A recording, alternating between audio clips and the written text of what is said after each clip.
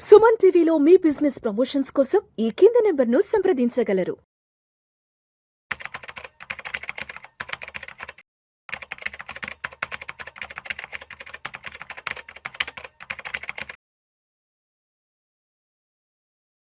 నమస్తే హర్ష.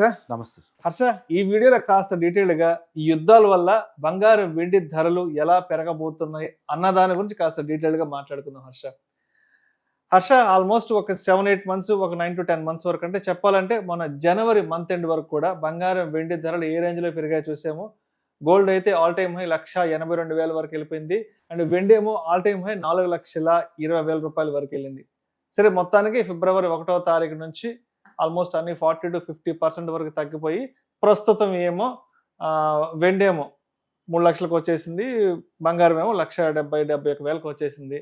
అసలు ట్రంప్ ఏమో చాలా గట్టిగా చెప్పేశాడు, మరో 4 వారాల పాటు నేను సరదాగా యుద్ధం చేసుకుంటానంటూ కూడా ఆయన చెప్తున్నాడు. కాబట్టి ఈ యుద్ధాల వల్ల ఈ బంగారం వెండి ధరల ర్యాలీ మళ్ళీ ఎంతవరకు వెళ్ళే అవకాశం ఉంది, అసలు ఊహించగలమా ఈసారి రాబోయే ర్యాలీని?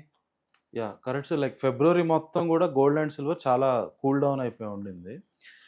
మీరు చూస్తే గోల్డ్ దగ్గరగా 1,50,000 1,60,000 మధ్యలో స్ట్రాంగ్ బేస్ నెల మొత్తం ఆల్మోస్ట్ అదే రేంజ్లో ఉండింది. ఎప్పుడైతే 1,60,000 దాటుకుని ముందుకెళ్ళిందో 1,70,000కి రీచ్ అయిపోయింది. సిమిలర్లీ సిల్వర్ కూడా ఆల్మోస్ట్ నెల మొత్తం ఇంటర్నేషనల్ మార్కెట్లో $80 దగ్గర 70-80 మధ్యలోనే ఉండింది. 80కి బ్రేక్ అయిన వెంటనే మళ్ళీ 90+కి వెళ్ళింది. అయితే ఇక్కడ మనం మోస్ట్ ఇంపార్టెంట్గా చూడాల్సింది ఏంటంటే, సాటర్డే సండే ఎప్పుడైతే అమెరికా ఇరాన్ మీద అటాక్ చేసిందో దాని ఇంపాక్ట్ ఇమ్మీడియట్గా మండే మనకు తెలియాలి. రైట్, మండే రోజు మ్యాక్సిమం గోల్డ్ స్పైక్ ఎంత వచ్చింది? 2% పెరిగింది. నార్మల్గా ఒకవేళ యుఎస్ ఇరాన్ మీద అటాక్ చేయడం అనేది పెద్ద ఇష్యూగా ప్రపంచం మొత్తం కనుక చూసుంటే గోల్డ్ ఇంకా చాలా స్ట్రాంగ్ మూమెంట్ ఇచ్చి ఉండాలి. మేబీ 4% 5% మూమెంట్ అన్న ఇచ్చి ఉండాలి. అంత స్ట్రాంగ్ మూమెంట్ ఇస్తే అప్పుడు మనం అనుకొని ఉండొచ్చు, ఓకే ఇంటర్నేషనల్ ఇన్వెస్టర్స్ అందరూ కూడా అమెరికా ఇరాన్ మీద అటాక్ చేయడం చాలా రిస్కీ థింగ్గా చూస్తున్నారు, దానివల్ల సేఫ్ యాసెట్కి మూవ్ అయిపోదాం అని చెప్పి చాలా స్ట్రాంగ్గా గోల్డ్ అండ్ సిల్వర్లోకి వస్తున్నారు. అయితే కేవలం 2% పెరగడాన్ని మనం పరిగణనలో తీసుకుంటే అట్ ద మూమెంట్ ఎవరు కూడా దీన్ని అంత పెద్ద స్ట్రాంగ్ ఇష్యూగా చూడట్లేదు. రైట్, డెఫినెట్గా they are factor in some amount, అందుకే 2% పెరిగింది. రైట్, $5,200 ఇంటర్నేషనల్ గోల్డ్ ప్రైస్ చాలా స్ట్రాంగ్ రెసిస్టెన్స్గా ఉండింది. దాన్ని బ్రేక్అవుట్ చేసుకుంటూ వచ్చి ఇమ్మీడియట్గా $5,400 టచ్ అయిపోయింది. రైట్, ఆల్మోస్ట్ ఆ మూమెంట్ ఏదైతే వచ్చిందో దాని ప్రకారం మనం అనలైజ్ చేసుకుంటే అట్ ద మూమెంట్ అందరూ కొంత యుఎస్ ఇరాన్ని అటాక్ చేయడాన్ని కొంత డీస్టెబిలైజింగ్గా చూస్తున్నారు, దానివల్ల కొంత రిస్క్ ప్రీమియం పెంచుకున్నారు. అంతే తప్పితే మరి రాబోయే రోజుల్లో చాలా బీభత్సం రావచ్చేమో అన్న ఫియర్ అయితే ఈరోజు మనకు ఇప్పటివరకు చూసిన గోల్డ్ సిల్వర్ ప్రైజెస్లో కనిపించట్లేదు. రెండోది ట్రంప్, ఇందాక మీరు అన్నట్టు ట్రంప్ నెక్స్ట్ రాబోయే 4 వారాలు కూడా ఈ వార్ కొనసాగచ్చు అని అంటున్నారు కనుక, సో అది ఈవెన్ మనం నార్మల్గా అనలైజ్ చేసుకున్నా కూడా అటువైపు కొమినీ లేడు, వాళ్ళ ఇంపార్టెంట్ మినిస్టర్స్ కూడా లేరు కనుక రెవల్యూషనరీ గార్డ్స్ రాబోయే వారాలు ఇలాగే నిన్న మొన్న ఎలాగైతే దుబాయ్ అన్నిటి మీద మిగతా పక్క దేశాల మీద బాంబ్స్ ఎలా వేశారో రాబోయే 2-3 వారాలు కూడా అందరి మీద అటాక్ చేస్తా కూర్చుంటారు. అమెరికా కూడా దానికి రిటాలియేషన్కి వెళ్తూ ఉంటుంది. సో ఈ స్క్విర్మిషెస్ అంటాం కదా, చిన్న చిన్న బ్యాటిల్స్ ఇవన్నీ రెగ్యులర్గా నెక్స్ట్ 2-3 వీక్స్ కంటిన్యూ అయ్యే పరిస్థితి అయితే కనిపిస్తుంది. కనుక ఈ 2-3 వారాలు గోల్డ్ ఖచ్చితంగా స్లోగా కొంచెం క్లైంబ్ అవుతూ పైకి వెళ్ళొచ్చు. అయితే ఎక్కడ మనకి ఇంపార్టెంట్ లెవెల్ అని చూస్తే గోల్డ్ ఇంటర్నేషనల్ ప్రైస్లో ఇంతకుముందు జనవరి ఎండింగ్లో 1,82,000 ఏదైతే టచ్ అయిందో 1,82,000 కానీ క్రాస్ అయ్యి ముందుకెళ్తే, ఒకవేళ 1,82,000 క్రాస్ అయ్యి ముందుకెళ్తే అప్పుడు మళ్ళీ నిజమైన స్ట్రాంగ్ మూవ్ కనిపిస్తుంది. ఎందుకంటే అటు నుంచి సప్లై అమ్మడానికి ఎవరు లేరు.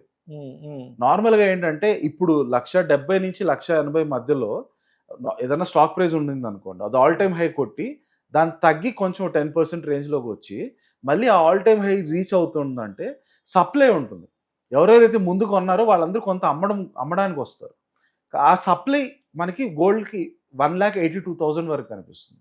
1,82,000 దాటి ముందుకెళ్ళిందంటే సప్లై ఉండదు, ఓన్లీ బయింగే ఉంటుంది కనుక అప్పుడు మనకి స్ట్రాంగ్ మూమెంట్, అప్వర్డ్ మూమెంట్ కనిపించడానికి స్కోప్ ఎక్కువ ఉంటుంది.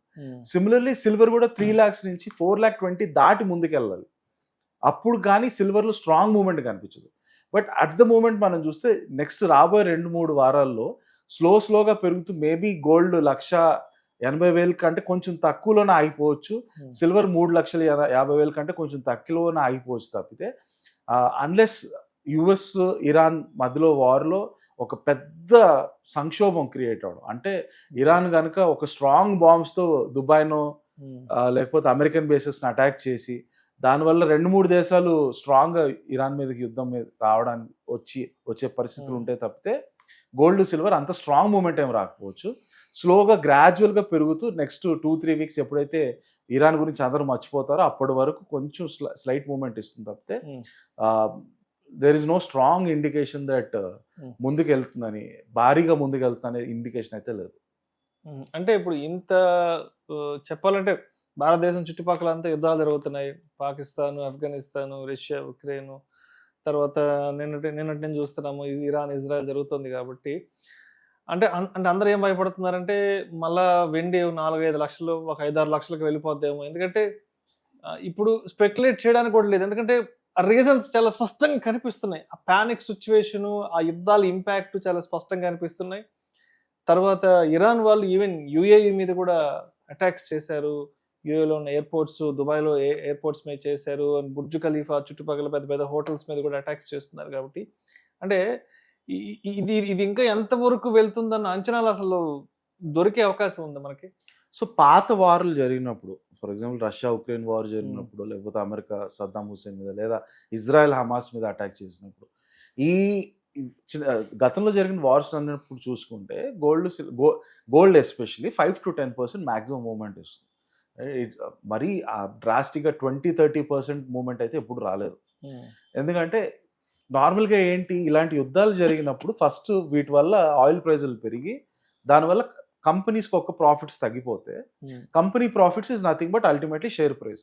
కంపెనీ ప్రాఫిట్స్ ఎంత తగ్గుతాయి అంతవరకు షేర్ ప్రైజులు తగ్గిపోతాయన్న భయంతో ఇన్వెస్టర్లు స్టాక్ మార్కెట్ నుంచి మనీ తీసి సేఫ్ యాసెట్స్ అంటాం గోల్డ్లోకి షిఫ్ట్ చేసుకుంటారు. స్టాక్ మార్కెట్స్ మనకి మాక్సిమం 10% డ్రా డౌన్ కనిపిస్తున్నాయి త్రూఅవుట్ హిస్టరీ ఇలాంటి వార్స్ జరిగినప్పుడు. సో ఇక్కడ 10% తగ్గితే అదే 10% ఆ గోల్డ్లోకి కనిపించాలి maximum. So at the max ఈ చిన్న యుద్ధాల వల్ల మాక్సిమం 10% పెరగాలి. గోల్డ్ గత 2 ఏళ్లుగా పెరగడానికి కారణం ఏంటి, రష్యా ఉక్రెయిన్ యుద్ధం కాదు.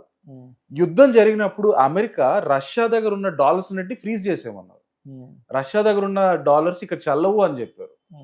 అది ప్రపంచంలో ఉన్న సెంట్రల్ బ్యాంక్స్ అన్నిటికీ భయం కలిగించింది. ఎందుకు భయం కలిగించింది, రేపు వాళ్ళకి అమెరికాకి ఏదైనా ప్రాబ్లం వస్తే ట్రంప్ మళ్ళీ వాళ్ళ దగ్గర ఉన్న డాలర్స్ ని వెపన్ గా వాడుకుంటే, మీ దగ్గర ఉండే డాలర్స్ చల్లవని చెప్పు, వీళ్ళ దగ్గర ఉండే డాలర్స్ ఎవరు తీసుకోవద్దని చెప్పి శాంక్షన్స్ పెట్టడం, ఇలాంటివి చేస్తే దానివల్ల మనకి ఇబ్బందులు కలుగుతాయి. కనుక ఆ భయంతో అందరూ డాలర్స్ నుంచి గోల్డ్ షిఫ్ట్ అయ్యారు తప్పితే పర్సే రష్యా ఉక్రెయిన్ వాళ్ళిద్దరు గొడవలు అవుతున్నాయని చెప్పి అందరూ మొత్తం స్టాక్ మార్కెట్ నుంచి ఎగ్జిట్ అయిపోయి గోల్డ్లోకి రావాలని ఎవరు అనుకోలేదు. రైట్. సో ఎప్పుడైతే ట్రంప్ వచ్చి తన దగ్గర ఉన్న పవర్ ఏంటి, ప్రపంచ దేశాలు అన్నిటి దగ్గర ఉండే డాలర్స్ ని వెపన్ గా ఆ దేశాలని కంట్రోల్ చేయాలని వాడుకుంటాడు. అప్పుడు ఆ కంట్రీస్ ట్రంప్కి అంటే నా శత్రువుకు ఉండే పవర్ని తగ్గించడానికి నా దగ్గర ఉండే డాలర్స్ని గోల్డ్లో కన్వర్ట్ చేసుకోవడం ఒకటే మార్గం కనిపిస్తుంది. కనుక ఆ టైంలోనే వీళ్ళందరూ సెంట్రల్ బ్యాంక్స్ అని గోల్డ్లోకి వస్తారు. ఆ సిచ్యువేషన్ అట్ ద మూమెంట్ ఎప్పుడైతే 23 అక్టోబర్ నవంబర్ నుండి అండ్ 24 ఫెబ్ మార్చ్ అక్కడి నుంచి యాక్సలరేట్ అయింది. ఆ టైమ్స్లోనే సెంట్రల్ బ్యాంక్స్ అప్పటి నుంచి స్ట్రాంగ్గా వాళ్ళ దగ్గర ఉండే డాలర్స్ అన్నింటినీ గోల్డ్లో కన్వర్ట్ చేసుకోవడం మొదలుపెట్టారు. గోల్డ్ ఇంత బాగా పెరిగిన తర్వాత రీసెంట్ డేటా కూడా సెంట్రల్ బ్యాంక్స్ ముందు ఎంత కొంటున్నారో దాంట్లో అయితే కొంచెం స్లో డౌన్ కనిపిస్తుంది అని చెప్పారు తప్పితే ఇంకా ఎక్కువ కొంటున్నారు అని అయితే ఎవరు అనట్లేదు. కొంటున్నారు, ఇప్పటికీ ఇంకా కొంటున్నారు. దానివల్లే గోల్డ్ ప్రైజెస్ ఇంకా పెరుగుతూ వెళ్తున్నాయి. సో కొనడం అయితే కంటిన్యూ అవుతుంది, బట్ భారీ స్థాయిలో కొనడం, ఎస్పెషలీ అమెరికా ఇరాన్ మీద యుద్ధం వల్ల దానివల్ల సడన్గా ఎక్కువ కొనడం అనేది ఏం జరగదు. కనుక అంత డ్రాస్టిక్ మూమెంట్స్ ఏమి ఉండకపోవచ్చు. స్లో గ్రాడ్యువల్గా గోల్డ్ పెరుగుతూనే ఉంటుంది. ఇంకొకటి కొంచెం లాంగ్ టర్మ్లో చూసుకుంటే US markets all time high పీక్లో ఉంది. జనరల్గా యుఎస్ మార్కెట్స్ ఎప్పుడైనా సరే ఆల్ టైమ్ హై పీక్కి వెళ్ళినప్పుడు అక్కడి నుంచి కొంత కరెక్షన్లోకి వస్తాయి. రైట్. ఆ కరెక్షన్ ఎప్పుడైతే మొదలవుతుందో ఆ టైంలో ఇమీడియట్గా స్టాక్ మార్కెట్ నుంచి కొంత మనీ గోల్డ్ మీదకి వెళ్ళిపోతుంది. రైట్. ఆ పుష్ ఏదైతే ఉంటుందో అక్కడ రిటైల్ ఇన్వెస్టర్స్ గోల్డ్ ప్రైజెస్ని పుష్ చేస్తారు. ఆ పుష్లో మనకి గోల్డ్ కొత్త హై $6,000 $7,000 వెళ్ళడానికి కనిపిస్తుంది. సో అది ఇంకా మేబీ ఇంకా ఫ్యూ మంత్స్ అవే ఉంది. సో అప్పటి వరకు కానీ గోల్డ్ 6,000-7,000 టచ్ అవడానికి పెద్ద స్కోప్ కనిపించట్లేదు. Right thank you so much Harsha. Thank you.